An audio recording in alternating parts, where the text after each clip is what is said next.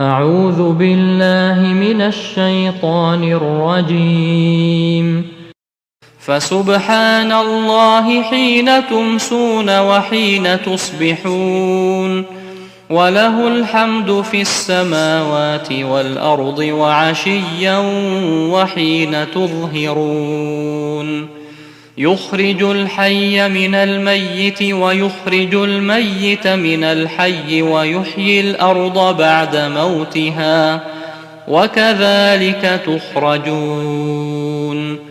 ومن آياته أن خلقكم من تراب ثم إذا أنتم بشر تنتشرون.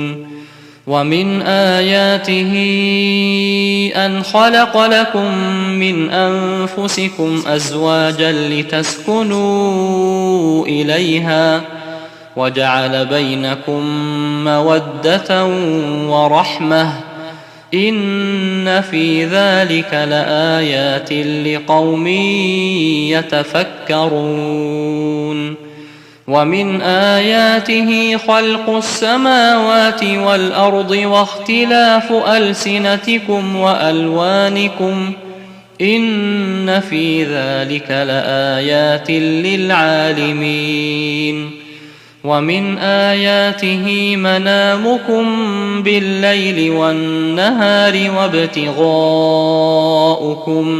من فضله، إن في ذلك لآيات لقوم يسمعون.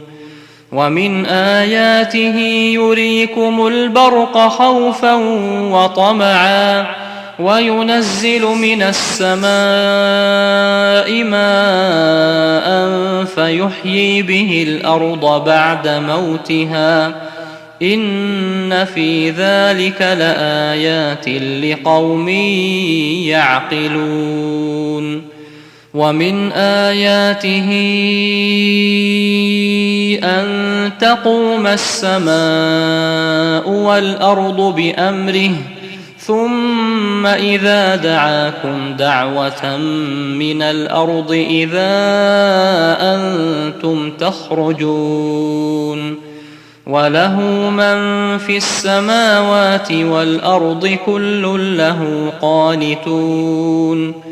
وهو الذي يبدأ الخلق ثم يعيده وهو أهون عليه، وله المثل الأعلى في السماوات والأرض وهو العزيز الحكيم.